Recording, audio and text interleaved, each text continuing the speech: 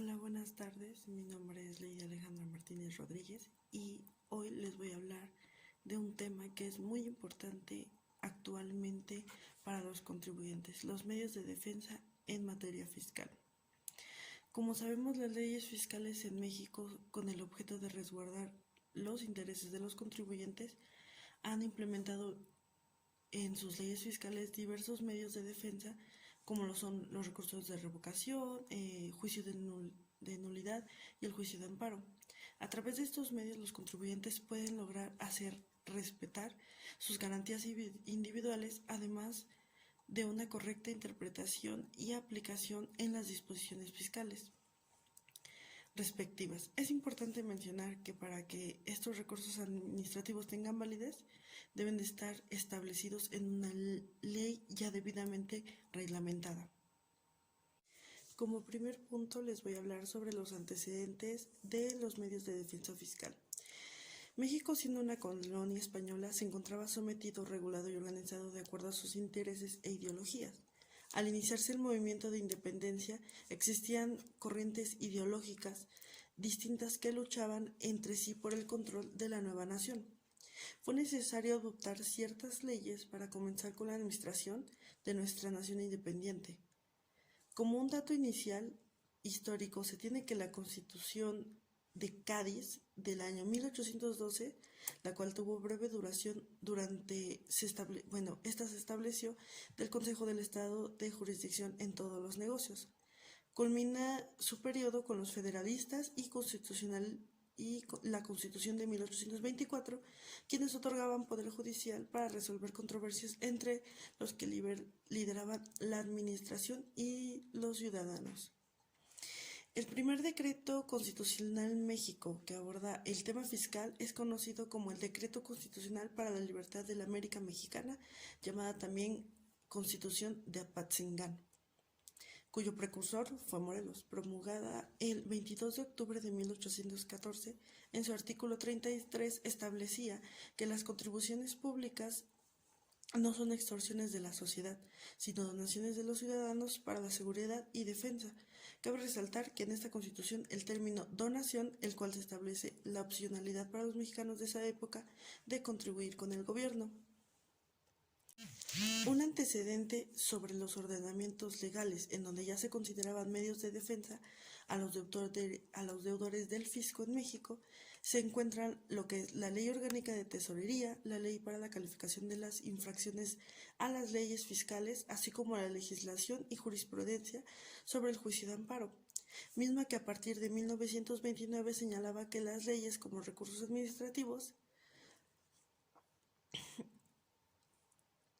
ya se consideraban una defensa para el particular perjudicado, como lo son, ya lo mencionaba antes, el recurso administrativo, o se encontraban el de oposición o reconsideración ante la propia autoridad, el jerárquico ante una autoridad superior. El 1 de enero de 1937 entró en vigor la Ley de Justicia Fiscal, representando el primer paso para crear México tribunales administrativos para el control de la administración de la defensa y garantía del interés público y de derechos a interesados de los particulares, y con ella iniciarían las actividades del entonces Tribunal Fiscal de la Federación. Un año después de haber entrado en vigor, la Ley de Justicia Fiscal fue derogada por el Código Fiscal de la Federación en 1938, ampliándose a los años posteriores la estructura de competencia del tribunal, y así como la regulación del recurso administrativo de revocación. A finales del año 2000, el Congreso de la Unión aprueba reformas en materias trascendentales para el tribunal, como son el nombre de la institución por el Tribunal Federal de Justicia Fiscal y Administrativa. A partir del año de 2006, el 1 de enero, entró en vigor la Ley Federal de Procedimiento Contencioso Administrativo, quedando derogado el título 6 del Código Fiscal de la Federación y los artículos que comprenden del 197 al 263 del citado ordenamiento legal, en donde se regulaba el juicio contencioso administrativo. Como consecuencia de la reforma fiscal del año 2004, el 5 de enero de ese mismo año se publicó en el Diario Oficial de la Federación la adición del artículo 18b en el Código Fiscal de la Federación, donde se estableció por primera vez que la protección y defensa de los derechos e intereses de los contribuyentes en materia fiscal estaría a cargo de la PRODECON, que es un organismo público descentralizado no sectorizado con independencia técnica y operativa, cuyo alcance y organización estaría definido por su ley orgánica. El 4 de septiembre de 2006, PRODECON surge de un decreto de ley al publicarse en el Diario Oficial de la Federación la ley orgánica, la cual fue impugnada por el Procurador General de la República ante la Suprema Corte de Justicia de la Nación, resuelta el 16 de mayo de 2008. Y así se publicaban las últimas reformas el 7 de septiembre del 2009. El 28 de abril del 2011, de una propuesta por el titular del Ejecutivo Federal, fue electa por el Senado de la República la licenciada Diana Bernal Ladrón de Guevara como primer ombudsman fiscal en México, previa comparecencia del 25 de abril del mismo año ante las Comisiones Unidas de Hacienda y Crédito Público y de Estudios Legislativos. A partir del nombramiento de la Procuradora y de conformidad con la ley orgánica, PRODECON contó con 120 días para entrar en funciones, por lo que el 1 de septiembre de 2011 abrió sus puertas al público. El 30 de abril, la licenciada Diana Bernal Ladrón de Guevara fue ratificada por el Senado de la República para continuar con un segundo periodo en su gestión como Procuradora de la Defensa del Contribuyente. Este último es lo que significa la PRODECON. Esta institución, como ya lo vimos, es la encargada de defender los derechos que tiene el contribuyente ante la autoridad fiscal. Ahora hablaremos de las generalidades de los medios de defensa en materia fiscal. El fisco como una institución es la encargada de recaudar las contribuciones que el Estado destinará para cubrir los gastos públicos.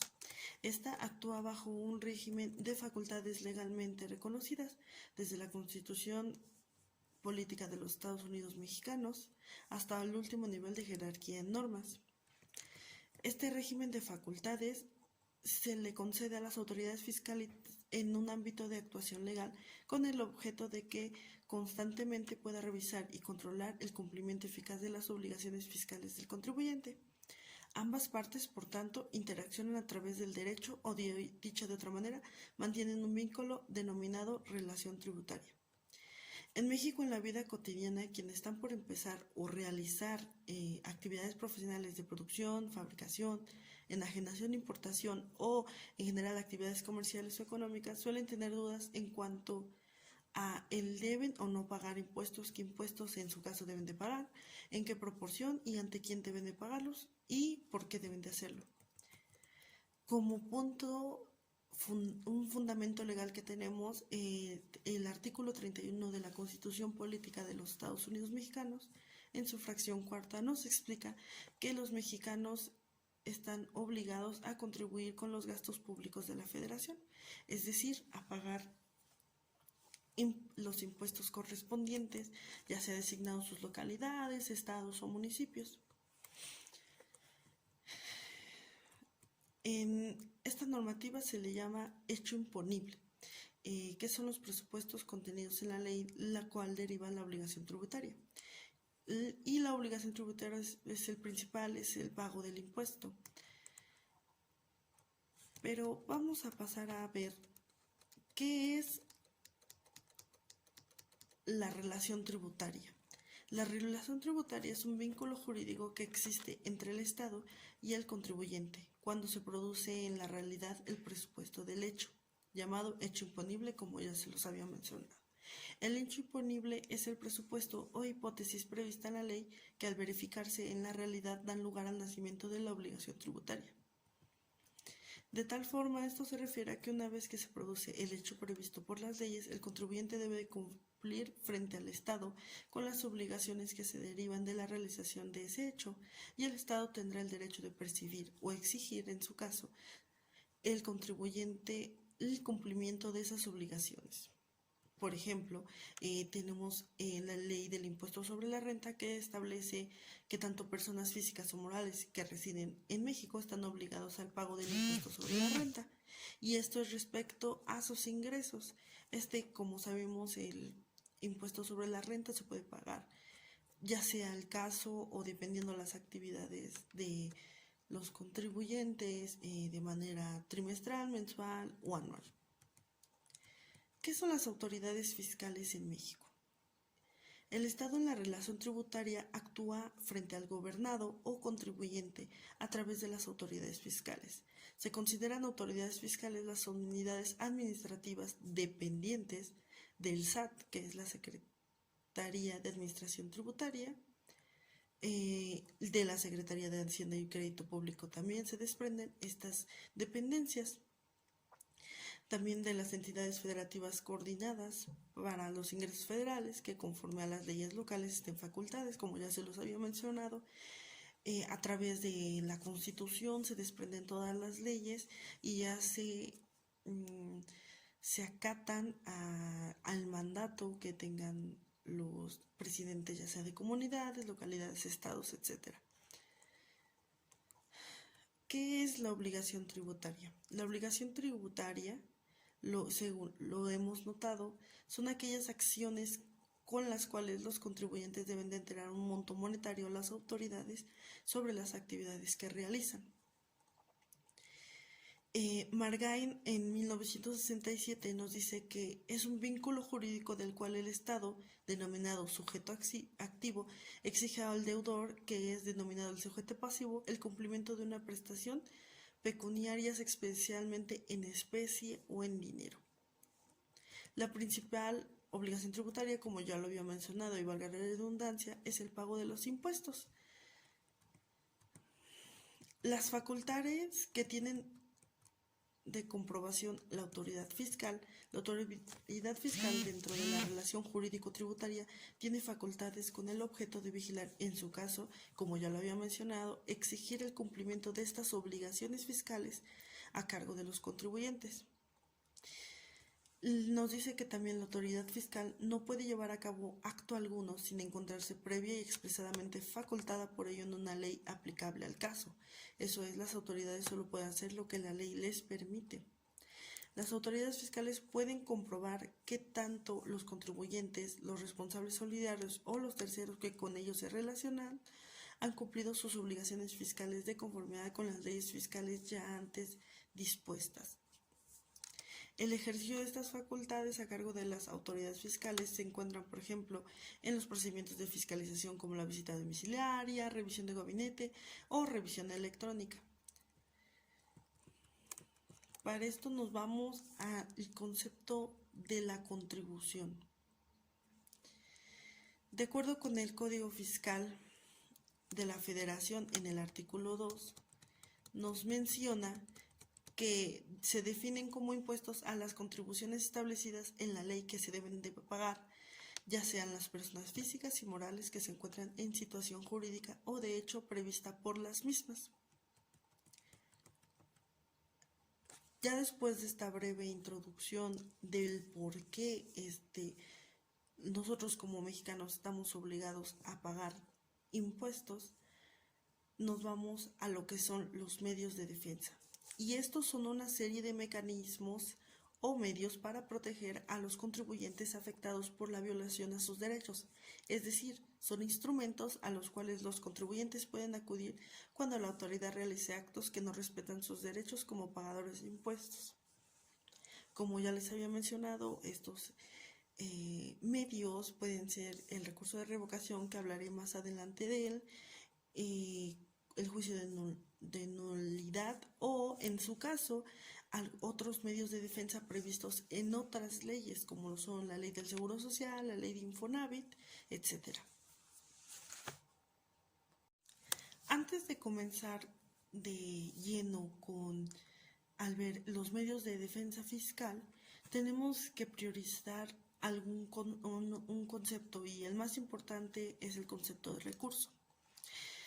Normalmente los recursos son materiales u otros activos que son transformados para producir un beneficio y en el proceso pueden ser consumidos o no estar más disponibles.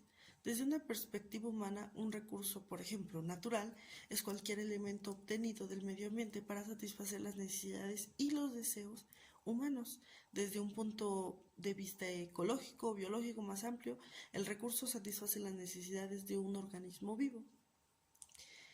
El concepto de recurso es aplicado en diversos ámbitos. Puede ser respecto a la economía, que es el tema que nosotros como tal vemos, en este caso fiscalmente, un recurso. Nos dice que también que el recurso tiene tres características. Debe de ser útil, tiene que tener disponibilidad limitada y potencial de agotamiento o consumo. Los recursos han sido categorizados como bióticos y abióticos, renovables y no renovables, potenciales y reales, además de clasificaciones más complejas. El recurso es un medio utilizado para cumplir un fin. A esto me refiero, por ejemplo, si nosotros, en este caso, fiscalmente, nosotros queremos, pues, ayudar a nuestro cliente, en este caso un contribuyente, a resolver algún problema que tenga con la autoridad fiscal, nosotros vamos a buscar los recursos para poder ayudarlo a resolver ese problema. Los recursos pueden considerarse como medios de impugnación, que con el carácter de recursos estos están establecidos en el Código Fiscal de la Federación a favor del gobernado. Dichos medios de impugnación pueden darse en dos fases: en la administrativa ante las propias autoridades y en el juicio contencioso administrativo. Nos dice que los primeros, ya mencionado, que es la administrativa ante las propias autoridades, se caracterizan por ser una pretensión que se deduce ante un organismo administrativo por un particular, que éste esté legitimado por ello, con el fin de obtener la revocación o modificación de un acto administrativo dictado por ese mismo órgano. En este caso, que el SAT nos mandó una notificación y nosotros vamos a imponer un recurso si no estamos conformes con lo que se extiende en esa notificación. Los principios recursos en sede administrativa y de acuerdo con la evolución doctrinal y legal que han experimentado han permitido que se reconozcan ciertos principios que deben de atenderse y que son los siguientes. Debe de tener celebridad, tiene que tener una informalidad, un impulso de procedimiento por la autoridad, igualdad, un debido proceso, o sea, debe de seguir una serie de pasos para poder llegar a resolver el problema y tiene que tener una legalidad objetiva. Ahora bien, vamos a ver lo que es un recurso administrativo. En un Estado de Derecho es imperativo que exista un control de legalidad sobre los actos de la autoridad administrativa, a fin de que se encuentren en consonancia con las leyes que los rigen, como ya lo había mencionado. Para que una autoridad pueda hacer uso de sus facultades de revisión, en este caso, tiene que estar, primero que nada, tiene que estar escrito en una ley donde sea permitido que ellos hagan esto. En sí, el fundamento del recurso administrativo lo encontramos en el título 5 de los procedimientos administrativos, capítulo 1 del recurso administrativo. Dentro de la sección 1 tenemos el recurso de revocación, que más adelante lo explicaré, y la explicación del recurso administrativo abarca desde el artículo 116 al 128 del Código Fiscal de la Federación. Emilio Margain define el recurso administrativo como todo medio de defensa al alcance de los particulares para impugnar la administración pública, los actos y resoluciones que ellos dictados en prejuicio de los propios particulares por violación al ordenamiento aplicado o falta de aplicación de la disposición debida. La clasificación que tenemos de los recursos administrativos Dentro del artículo 116 nos establece que contra los actos administrativos dictados en materia fiscal federal se podrán interponer los recursos de revocación, de oposición al procedimiento administrativo de ejecución o de nulidad de notificaciones. El recurso de revocación, de acuerdo con los artículos 117 y 125 del Código Fiscal, este recurso procede contra las resoluciones definitivas que determinen las contribuciones o accesorios que nieguen la devolución de cantidades procedentes conforme a la ley y que, siendo diversas las anteriores, dicten a las autoridades aduaneras. Por otro lado, el interesado puede optar por impugnar un acto a través del recurso de revocación o promover directamente contra dicho acto un juicio ante el Tribunal Fiscal de la Federación. También tenemos el recurso de oposición al procedimiento administrativo de ejecución. Está establecido en los artículos 118 y 126 al 128 del Código Fiscal de la Federación. Este recurso nos dice que procede contra los actos que exijan el pago de los créditos fiscales cuando se alegue que estos se han extinguido o que en su caso su monto real es inferior al exigido, siempre que el cobro en exceso sea imputable a la oficina ejecutora o se refiera a recargos, gastos de ejecución o a la indemnización a la que se refiere el artículo 21 en el Código Fiscal de la Federación. O sea, en este caso, la indemnización del 20% por un cheque no pagado en su presentación en el tiempo en el banco. Por último, tenemos el recurso de nulidad de notificaciones. Este está establecido en los términos del artículo 119 y 129 del Código Fiscal de la Federación y nos dice que este recurso procede en contra de las notificaciones que se hagan en contravención de las disposiciones legales. La interposición del recurso suspende los plazos para el ejercicio tanto de las facultades de las autoridades fiscales como de los derechos de los particulares, hasta en tanto no se resuelvan en el recurso. La declaratoria de la nulidad de la notificación trae como consecuencias la nulidad de las actuaciones hechas con base en la notificación anulada y que tengan relación con ella. Por otro lado, mientras se resuelve el recurso, queda en suspenso el plazo legal para impugnar la resolución del fondo, y si ya se ha iniciado un juicio ante el Tribunal Fiscal de la Federación, es improcedente el recurso, o sea que en este caso queda nulo, como ya lo mencionaba antes. ¿Por qué es tan importante el recurso administrativo? La importancia del recurso administrativo radica en que normalmente la ley establece que es improcedente acudir ante los organismos jurisdiccionales si en el orden administrativo existe algún medio de defensa que permita al gobernado obtener la anulación del acto administrativo ilegal. Por ejemplo, específicamente en el campo tributario, el Código Fiscal de la Federación en el artículo 202 nos dice que en su fracción cuarta señala la improcedencia del juicio ante el Tribunal Fiscal de la Federación contra actos que pueden impugnarse por medio de algún recurso o medio de defensa, como ya lo había mencionado. Si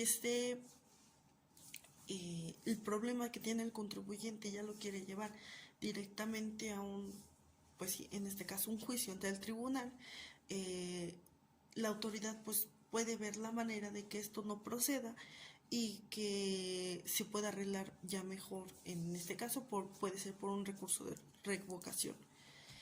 El recurso de administrativo es importante porque permite a la administración revisar sus actos a una instancia del particular cuando éste se considere agraviado por una resolución que estima ilegal y que resulta fundada la inconformidad, puede modificarlo o anularlo a fin de restablecer sin mayor dilaciones la legalidad en el ejercicio de la función administrativa. Como ya se los había mencionado antes, existen otros recursos establecidos en otras leyes. En este caso vamos a ver la diferencia que tiene el recurso de revocación, que se encuentra dentro del Código Fiscal de la Federación, y el recurso de inconformidad, que se encuentra en la Ley de Seguridad del Seguro Social. Como ya les había explicado antes, el recurso de revocación es el medio de defensa administrativo opcional para los contribuyentes contra violaciones de actos, resoluciones de las autoridades fiscales. Es decir, que a través del mismo se vigila la legalidad de dichos actos o resoluciones. Socialmente se considera que el contador público, nosotros como contadores públicos, contamos con los conocimientos necesarios para ofrecer el recurso de revocación como un servicio más a los contribuyentes que lo quieran solicitar. Otro concepto que tenemos del recurso de revocación es que en el diccionario jurídico mexicano el recurso proviene del latín recursus, que significa camino de vuelta, de regreso o retorno, y lo define como el medio de impugnación que interpone contra una resolución judicial pronunciada en un proceso ya iniciado, generalmente ante un juez o un tribunal de mayor jerarquía y de manera excepcional ante el mismo juzgador, con el objeto de que dicha resolución sea revocada, modificada o anulada. El recurso de revocación, como ya lo había mencionado antes, está contemplado en el Código Fiscal de la Federación. Este nos dice que es un medio de control interno, la legalidad que tiene el propósito de que la autoridad fiscal revise su propia situación para determinar si estuvo conforme a derecho para luego revocar, modificar o confirmar la resolución impugnada, según sea el caso. Nos menciona aquí que el recurso de revocación procede contra, hay dos procedimientos en este caso, por llamarlo así.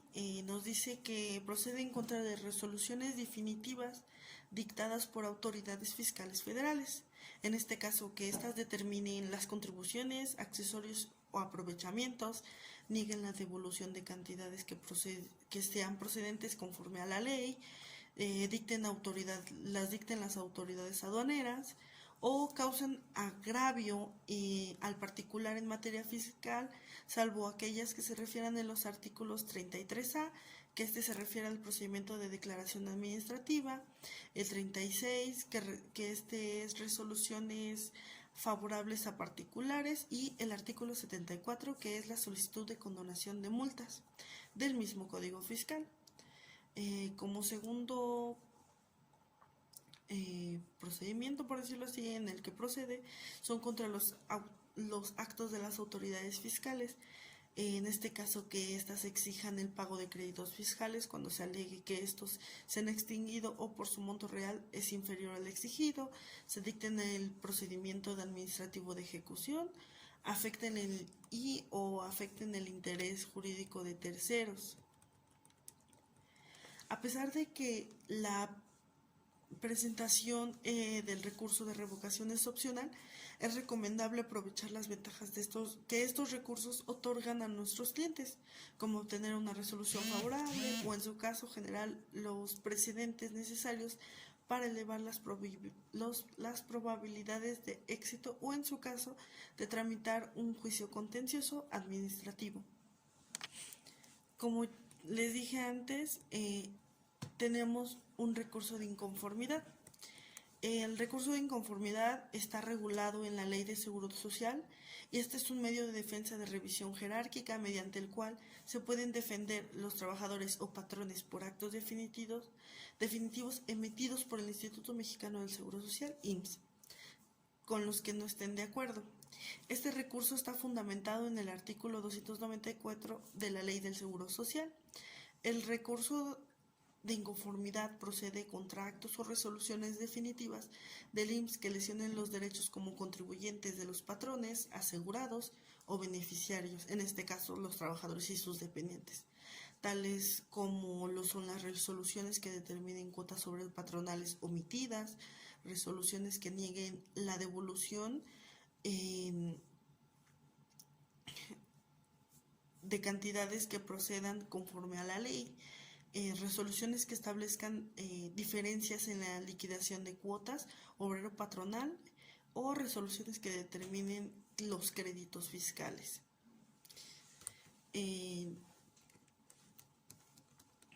Las diferencias que existen entre estos recursos.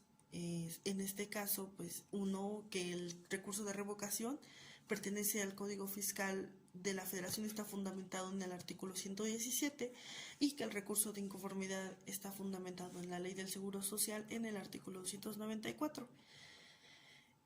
Como plazo, estos tienen 30 días hábiles. El recurso de revocación tiene 30 días hábiles contados a partir del día siguiente a que surge efectos la notificación, y el de inconformidad tiene dentro de los 15 días hábiles siguientes a la fecha en que surta efectos la notificación del acto que se impugna.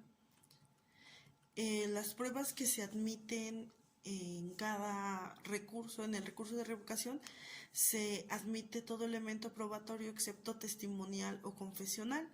Y en el recurso de inconformidad se deben desahogar 15 días contados a partir de su admisión, y en este se permiten testimonial y confesional.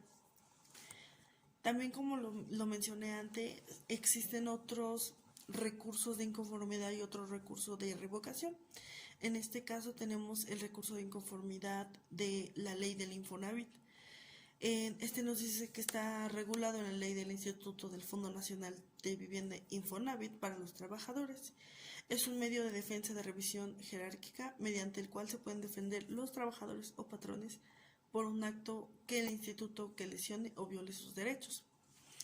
Nos dice que que proceden en los casos en que las empresas y los trabajadores tienen desacuerdos o con los beneficiarios sobre la inscripción ante el instituto, derecho a créditos, cuantía de aportaciones y descuentos, así como sobre cualquier acto del instituto lesione los derechos de los trabajadores inscritos, de sus beneficiarios o de los patrones. La autoridad competente a la cual se le debe de presentar este recurso es al Infonavit, y el plazo para promover el recurso es dentro de los 15 días siguientes a aquel en el que haya surtido efectos la notificación de la resolución impugnada. También tenemos otro recurso de revocación, que está explícito en la Ley del Comercio Exterior. Nos dice que es un medio de control interno de legalidad que tiene el propósito de que la autoridad fiscal revise su actuación para determinar si estuvo conforme a derecho, para luego revocar, modificar o confirmar la resolución que determinen cuotas compensatorias a la importación de mercancías en condiciones de prácticas desleales de comercio internacional. ¿A qué nos referimos con prácticas desleales? A que no es legal. El recurso de revocación procede contra las resoluciones de que, en caso en que la materia de mercado de país de origen, o nieguen permisos previos a la participación de cupos de exportación e importación, en materia de certificación de origen, que determinen cuotas compensatorias definitivas y los actos que las apliquen. Nos menciona que el plazo para interponer este recurso es dentro de los 30 días siguientes a aquel en que haya surtido efectos la notificación de la resolución definitiva dictada por una autoridad fiscal federal. Es necesario su agotamiento para la procedencia del juicio ante el Tribunal Fiscal de la Federación, el Tribunal Federal de Justicia Fiscal y Administrativa.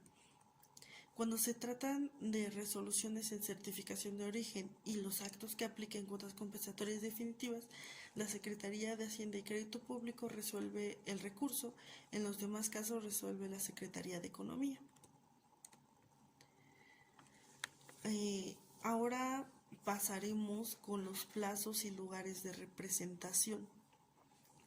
En el caso del recurso de revocación, nos explica que la interposición del recurso de revocación será optativa para el interesado antes de acudir al Tribunal Federal de Justicia Fiscal y Administrativa. Cuando este recurso se interponga ante una autoridad fiscal incompetente, esta la turnará a la que sea competente. Nos dice que el recurso deberá presentarse a través del buzón tributario dentro de los 30 días siguientes a aquel en que haya surtido efecto la notificación. excepto en lo dispuesto en el artículo 127 del Código Fiscal, en el que está descrito que el recurso deberá presentarse dentro del plazo en el que ese mismo artículo lo indica, o de igual manera el escrito de interposición del recurso también podrá enviarse a la autoridad competente con razón social del domicilio o a la que le emitió el ejecuto al acto a través de los medios que autorice el Servicio de Administración Tributaria SAT.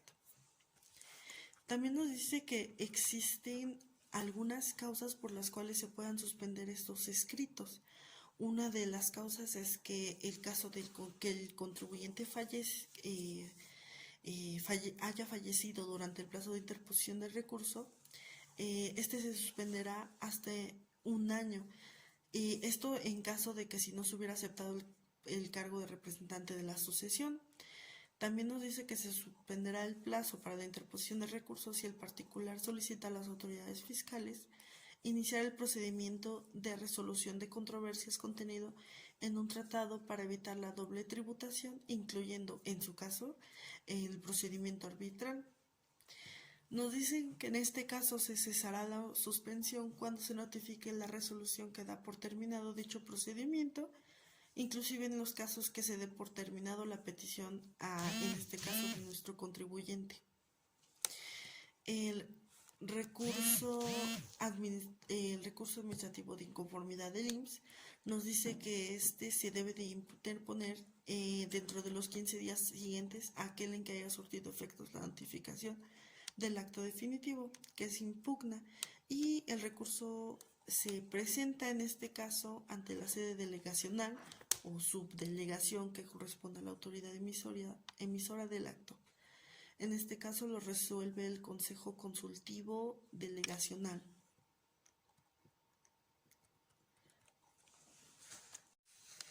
¿Qué es una instancia en materia fiscal? A veces a través de los procedimientos administrativos suelen existir ciertas irregularidades y estas solo se pueden resolver a través de trámites o, en este caso, instancias, sin tener que llegar a un juicio fiscal o interponer un recurso. Debemos de entender por instancia que es el acto por el cual se deduce ante la autoridad una petición. Por lo tanto, el acto del interesado se promueve a un procedimiento. No debemos olvidar que la instancia es la manifestación del derecho fundamental de petición. Dentro de estas instancias podemos encontrar las siguientes.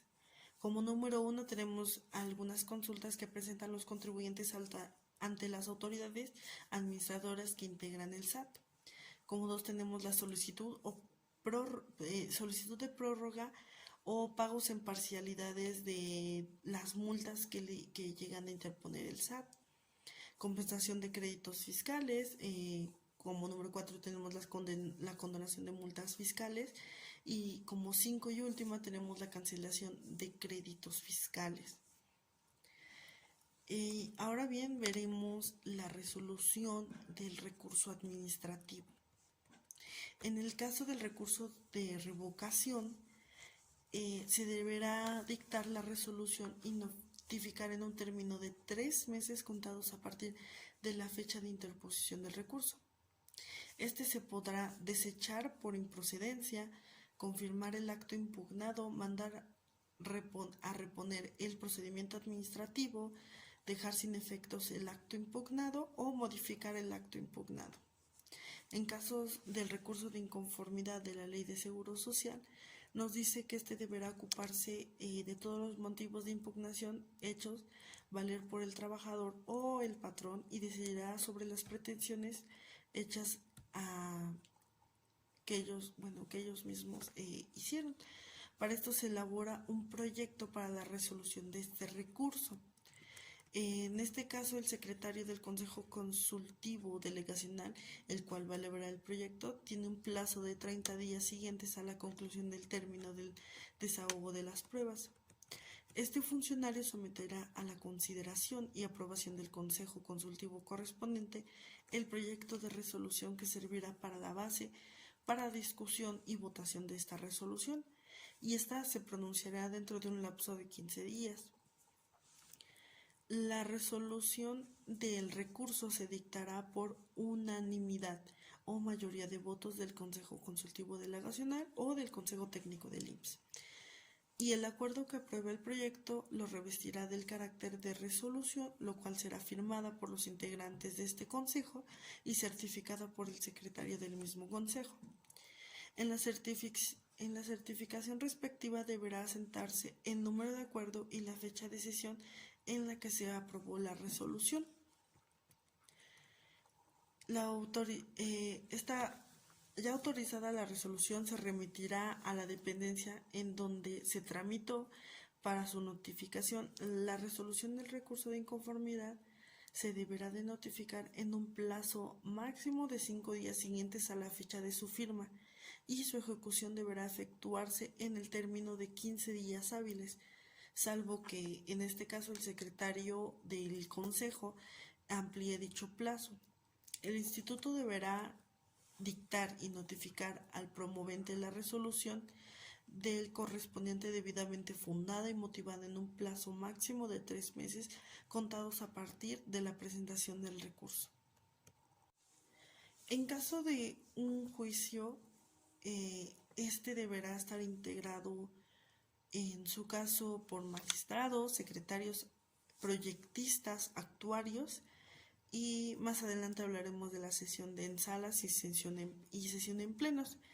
Primeramente tenemos los magistrados. Los magistrados son generalmente los funcionarios que integran los tribunales superiores de justicia, como la Corte Suprema de un país. En ocasiones se denomina magistrado a todo aquel juez que forma parte de un órgano colegiado o tribunal, haciendo mención a un rango superior dentro de la jerarquía. En un sentido más amplio, también recibe ese nombre la persona que ocupa un cargo público del ámbito judicial. En este caso, dentro de los tribunales en México, están divididos los magistrados en primera instancia en magistrados en sala superior, magistrados en sala regional, magistrados de salas especializadas en materia de responsabilidades administrativas y magistrados supernumerarios en la sala regional.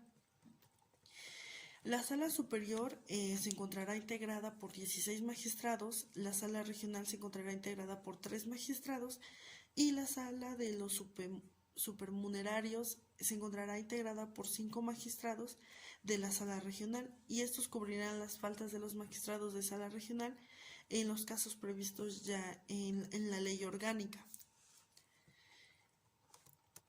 Los magistrados en sala superior serán nombrados por un periodo de 15 años y improrrogables, los que se computarán a partir de la fecha de su nombramiento, mientras que los magistrados de la sala regional y los magistrados de supernumerarios de sala regional serán nombrados por un periodo de 10 años, los que se computarán a partir de la fecha de su nombramiento.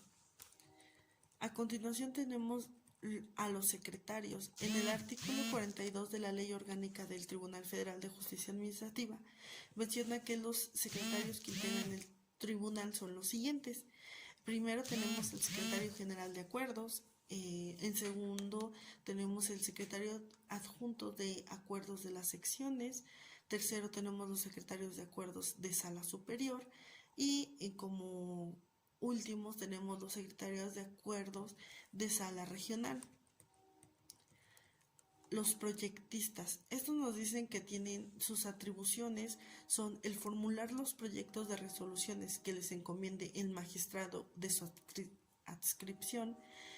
También tienen que contar con cubrir las ausencias temporales de los secretarios de acuerdos. Y como último, desempeñar las demás funciones que las leyes determinen y las que en el ejercicio de sus atribuciones el magistrado de la ponencia de su adscripción le indique.